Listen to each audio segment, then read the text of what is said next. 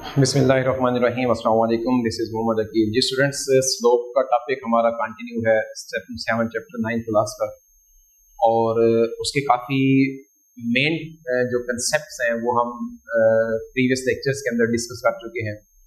आज के लेक्चर में हम 7.2 एक्सरसाइज का क्वेश्चन नंबर 4 और 5 जो है वो सॉल्व करेंगे। क्वेश्चन 4 में वो कहता है कि स्लोप्स की मदद से स्लोप्स को यूज करते हुए हमने ये साबित करना है कि ये जो इन तीन वर्टिसेस से ए, बी और सी से जो बनने वाली ट्रायंगल है वो ट्रायंगल कैसी होनी चाहिए, राइट ट्रायंगल होनी चाहिए। अब स्टूडेंट्स देखें, स्लोप की मदद से जब हमने ट्रायंगल को राइट प्रूव करना है तो आपको ये बात पता है कि राइट ट्रायंगल एक ऐसी ट्रायंगल होती है जिसके एंगल एक एंगल जो होते हैं वो राइट होते हैं, और वो दो साइड्स जो एक एंगल राइट बना रही होती है वो एक दूसरे के ऊपर परपेंडिकुलर होती है। तो हम यहाँ पर सिंपली क्या करेंगे, उन तीनों लाइंस का जिससे ट्रायंगल बन रही है हम उसका स्लोप फाइंड करेंगे, और अगर उन तीनों लाइंस में से, जाहिर सी बात है वो ट्रायंगल तो बना रही थी ना, उनमें से अगर कोई सी दो साइड्स आपस में परपेंडिकुलर हैं तो वो ट्रायंगल राइट होगी, और वो परपेंडिकुलर कब होगी, जब उनमें से किसी दो साइड्स के जो स्लोप्स हैं उनका प्रोडक्ट -1 के इक्वल आ गया। देखिए हम कैसे करते हैं इस क्वेश्चन को। हमें गिवन पॉइंट्स हैं ए, बी एंड सी है। ये वो पॉइंट है जो उस ट्रायंगल के तीनों वर्टेक्स हैं, तीनों वर्टिसेस हैं। हमें जस्ट यहाँ पर ये शो करना है कि इससे बनने वाली जो ट्रायंगल है वो क्या होनी चाहिए, राइट होनी चाहिए। इसी तरह का सवाल हमने 7.1 के अंदर किया था, लेकिन वहां पर डिस्टेंस फार्मूला से किया था, और यहाँ पर हम इसको स्लोप्स की मदद से सॉल्व कर रहे हैं, प्रूव कर रहे हैं यहाँ पर। तो हमें फर्स्ट ऑफ ऑल ए से बी, जब इन दो पॉइंट को ज्वाइन करेंगे तो ट्रायंगल की कोई एक साइड बनेगी ना, ए बी साइड। हमें इस ए बी साइड का स्लोप फाइंड करना है, slope of side A B. Let's suppose मैं इसके स्लोप को m1 से रिप्रेजेंट करता हूं। तो स्लोप का फार्मूला देखिए, मैं यहाँ पर अगेन आपको रिमाइंड करवा दूं कि y2 - y1 over x2 - x1, ये हमारे पास किसी भी दो पॉइंट से बनने वाले जो लाइन होती है उसके स्लोप का फार्मूला होता है। अब ये दो पॉइंट कौन कौन से हैं, ए और बी है, इनको ज्वाइन करने से जो लाइन बन रही है उसका स्लोप हम फाइंड करेंगे। ऑर्डिनेट में से ऑर्डिनेट को माइनस करेंगे तो ये आ जाएगा 7 - 1 ओवर, अब एब्सिसा में से एब्सिसा माइनस होगा तो ये आ जाएगा 2 - 6। m1 जो है ये आ जाएगा हमारे पास 6 ओवर -4। 2 के नंबर से 2 से हम इसको सिंप्लीफाई कर सकते हैं, कैंसिल आउट कर सकते हैं, तो ये आ जाएगा हमारे पास माइनस के साथ 3/2। ये पहली लाइन जो है, पहली साइड है ए से बी उस ट्रायंगल पे, उसका ये स्लोप है जो कि -3/2 आया है। सिमिलरली हमें क्या फाइंड करना होगा, यहाँ पर स्लोप फाइंड करना है, स्लोप ऑफ, अब बी से सी जो साइड बनेगी उसका हमें स्लोप फाइंड करना है, और इसके स्लोप को हम रिप्रेजेंट कर लेते हैं m2 से। सेम फार्मूला लग रहा है। अब बी और सी का स्लोप फाइंड कर रहे हैं तो ये आ जाएगा हमारे पास -7 ऑर्डिनेट में से पहले वाले का ऑर्डिनेट जो है माइनस करेंगे, और ओवर में क्या आएगा हमारे पास एब्सिसा माइनस एब्सिसा, -6 - 2, तो यहाँ से m2 की वैल्यू जो आ जाएगी ये है -14 ओवर -8, क्योंकि दोनों के साथ सेम साइन है, नंबर ऐड हो जाएंगे और साइन वही लगेगा जो दोनों के साथ है, तो माइनस माइनस प्लस हो जाएगा, और यहाँ से भी हम 2 के नंबर से इसको डिवाइड करते हैं तो ये आ जाएगा 7/4। ये सेकंड लाइन का स्लोप आ चुका है। अब हम क्या करेंगे, थर्ड लाइन का स्लोप फाइंड करेंगे, जो कि उसकी थर्ड साइड कौन सी बन रही है, सी से ए बनेगी। स्लोप ऑफ सी ए, इसको हम रिप्रेजेंट करते हैं m3 से, और m3 जो है सेम उसी स्लोप के फार्मूला से। अब सी से ए हम स्लोप फाइंड कर रहे हैं, तो इसका एब्सिसा हमारे ऑर्डिनेट चाहिए क्या है, 1 है, माइनस पहले वाले का ऑर्डिनेट क्या है, माइनस का 7 ओवर एब्सिसा में से एब्सिसा को माइनस करेंगे तो 6 -6 1 + 7 ओवर 6 + 6, क्योंकि बाहर माइनस है तो ये साइन चेंज होकर प्लस हो जाएगा। ये आ जाएगा 8/12, and this is equal to 4/6। 2 से हम जब इसको डिवाइड करेंगे, फिर 2 से डिवाइड करेंगे तो ये आ जाएगा 2/3, और ये हमारे पास आ गया तीसरी लाइन का स्लोप।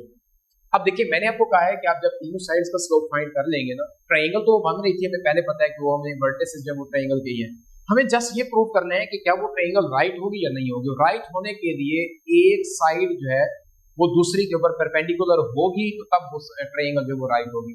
तो परपेंडिकुलर साइड्स जब होती है तो हमें पता है कि उनमें जो दो साइड्स परपेंडिकुलर हैं उनका प्रोडक्ट, उनके स्लोप का जो प्रोडक्ट होता है वो -1 के इक्वल होते हैं।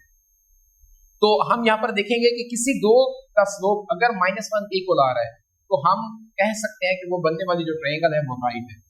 तो यहाँ पर अगर आप गौर करें तो ये जो हमारे पास M1 AB साइड का स्लोप आया था और M3, इन दोनों का स्लोप जो है ना वो आपस में देखें तो इनको उल्टा कर रेसिप्रोकल ये साइन चेंज किया हुआ है। और अगर मैं इन दोनों का प्रोडक्ट ले लेता हूँ M1 मल्टीप्लाइड बाय M3, अगर ये -1 के इक्वल आ गया तो इसका मतलब है कि बनने वाली जो ट्रायंगल है वो राइट होगी।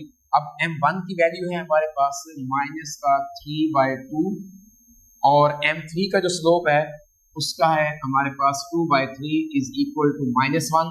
2 से 2 कैंसल, 3 से 3 कैंसल, तो -1 इज इक्वल टू -1, जो कि उस कंडीशन को क्या कर चुका है, सेटिस्फाई। इसका मतलब है कि M1 जिस लाइन का स्लोप था वो लाइन कौन सी थी, हमारे पास AB है, यानी कि AB साइड है, ये परपेंडिकुलर होगी किसके ऊपर, M3, जो कि स्लोप किसका था, CA का। तो ये एक दूसरे के ऊपर क्या है, परपेंडिकुलर है। जब एक साइड परपेंडिकुलर एक दूसरे पर आ चुकी है तो हम कह सकते हैं सो A, B and C are the vertices of right triangle। जी स्टूडेंट्स, ये था सिंपल सा क्वेश्चन जिससे हमने स्लोप की मदद से प्रूव करना था कि गिवन वर्टिसेस जो है ये राइट ट्रायंगल के हैं या नहीं। जी स्टूडेंट्स, क्वेश्चन 5 में वो कहता है कि दो पेयर हमें पॉइंट्स के दिए गए हैं और हमने ये चेक करना है कि इन दो पेयर से जो बनने वाली लाइंस हैं क्या वो आपस में पैरेलल है, परपेंडिकुलर है, या ना तो पैरेलल है और ना ही परपेंडिकुलर है। तो स्टूडेंट्स, ये हम तकरीबन हर क्वेश्चन में यही बात डिस्कस करते आ रहे हैं कि अगर दो लाइंस पैरेलल हों तो उनके प्रोडक्ट जो है उनके जो स्लोप्स होते हैं वो आपस में इक्वल होते हैं, और अगर दो लाइंस आपस में परपेंडिकुलर हैं तो उनके स्लोप्स का प्रोडक्ट जो है वो -1 के इक्वल होता है। तो हमें जस्ट यहाँ पर फाइंड क्या करना होगा, जो पहले पॉइंट्स में गिवन है, लेट्स सपोज एक पॉइंट यहाँ पर है और दूसरा पॉइंट यहाँ पर है, इनसे बनने वाली जो लाइंस हैं, यानी कि एक है 1 -2 एक पॉइंट है, 2 and 4 दूसरा पॉइंट है, ये जो लाइन बन रही है ना इन दोनों पॉइंट्स को ज्वाइन करने पर ये, और दूसरे पॉइंट का जो पेयर हमें दिया गया है वो है 4 1 and -2, इनसे ज्वाइन होने वाली जो लाइन है, इन दोनों लाइंस का आपस में क्या रिलेशन है, क्या वो आपस में पैरेलल है, परपेंडिकुलर है, या ना तो पैरेलल है और ना ही परपेंडिकुलर है। तो हमने with the help of slopes ही इसको चेक करना है कि ये लाइंस आपस में पैरेलल होंगी या परपेंडिकुलर होंगी। तो देखिए, मुझे क्या करना होगा, इन दोनों पॉइंट्स से बनने वाली जो लाइन है उनके स्लोप फाइंड करने हैं। तो मैं यहाँ पर फाइंड करने लगा हूँ स्लोप ऑफ लाइन 1, L1 इसको कह लें, और इसका जो स्लोप है स्लोप ऑफ लाइन L1 कह लें, और इसका स्लोप हम M1 से रिप्रेजेंट करते हैं। फार्मूला हमारे पास मौजूद है y2 - y1 मीन्स के 4 -2 ओवर में क्या आ जाएगा 2 -1, तो M1 जो है ये क्या आएगा 4 + 2 ओवर 1, 2 में से माइनस कर देंगे 1 को, तो ये जस्ट M1 जो आया ये क्या आ चुका 6 है। स्लोप ऑफ लाइन 2 क्या होगा, slope of second line which is represented by M2, तो FC ऑर्डिनेट में से ऑर्डिनेट को माइनस करें तो ये आ जाता है 2 - 1, और एब्सिसा में से एब्सिसा को जब माइनस करेंगे -8 - 4, तो ये हमारे पास फाइनली आएगा 1 ओवर -12। ये सेकंड लाइन का स्लोप आ गया और ये फर्स्ट लाइन का स्लोप है। अब देखिए, हम इन दो कंडीशंस में से चेक करते हैं कि क्या इन दोनों लाइंस के स्लोप अगर इक्वल है तो लाइंस पैरेलल होंगी। तो M1 स्लोप है 6 और M2 स्लोप है -1/12, तो इसका मतलब है कि as M1 is not equal to M2 so the lines are not parallel नहीं है। उसके बाद हम सेकंड कंडीशन को चेक करते हैं कि अगर इन दोनों लाइंस का प्रोडक्ट जो है ये -1 आता है तो हम कह सकते हैं कि वो लाइंस पर परपेंडिकुलर होंगी। अब m1 वैल्यू हमारे पास है 6 और m2 की वैल्यू है -1/12। जब इसको हम कैंसिल करते हैं तो ये आता है -1/2 which is not equal to -1, लिहाजा ये लाइंस परपेंडिकुलर भी नहीं है। तो आप यहाँ पर लिख लेंगे कि as m1 is not equal to m2 and also m1 into m2 is not equal to -1, so the lines are neither parallel, ना तो ये पैरेलल है नॉर परपेंडिकुलर। ये परपेंडिकुलर का सिंबल होता है, परपेंडिकुलर का निशान लगा कर आगे ए आर लिख दे, परपेंडिकुलर को ही रिप्रेजेंट करता है। तो ये ना तो पैरेलल है और ना ही परपेंडिकुलर है। सिमिलरली इसका जो सेकंड पार्ट है ना, वो भी हमने इसी तरह ही इसका सॉल्व करना है, चेक करना है हमने कि वो आपस में पैरेलल होंगे या परपेंडिकुलर।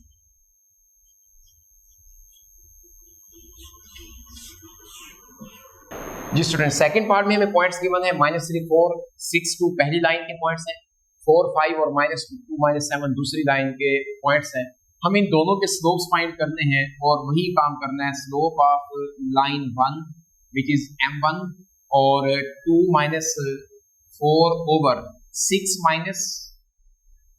माइनस का 3 -2 ओवर 6 प्लस 3, तो ये फाइनली हमारे पास क्या आ जाएगा -2 ओवर 9। ये पहली लाइन का स्लोप है -2 ओवर 9। अब हमें दूसरी लाइन का स्लोप फाइंड करना है। Slope of line 2 which is represented by m2 and -7 minus का 5 आ जाएगा और ओवर में माइनस का 2 -4। तो स्टूडेंट्स माइनस का 12 बनेगा, दोनों के साथ साइन सेम है, नंबर ऐड हो जाएंगे और नीचे आ जाएगा हमारे पास माइनस का 6। तो माइनस प्लस 6 को कैंसिल करेंगे तो 2 आएगा और सेकंड लाइन का जो स्लोप है वो हमारे पास आ चुका है 2।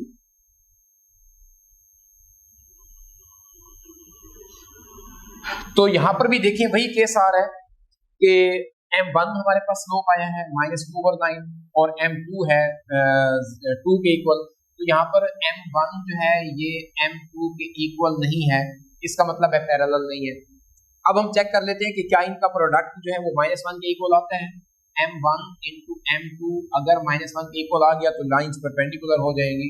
ये आ जाएगा -2 ओवर 9 m1 स्लोप था और m2 का जो स्लोप है ये 2 है। तो स्टूडेंट्स यहाँ पर देखें क्लियरली ये आ रहा है -4 over 9 which is not equal to -1। तो यहाँ पर भी वही हम स्टेटमेंट लिखेंगे कि as m1 is not equal to m2 and also m1 multiplied by m2 is not equal to -1, so the lines are neither parallel nor perpendicular। तो ये था हमारा क्वेश्चन 4 और 5। उम्मीद है कि आपको ये क्वेश्चन समझ आए होंगे। फिर भी अगर किसी का कोई क्वेश्चन हो तो जरूर पूछिएगा। नेक्स्ट लेक्चर के लिए जिंदगी रही तो दोबारा इसी चैनल पर मुलाकात होगी। तब तक के लिए अल्लाह हाफिज।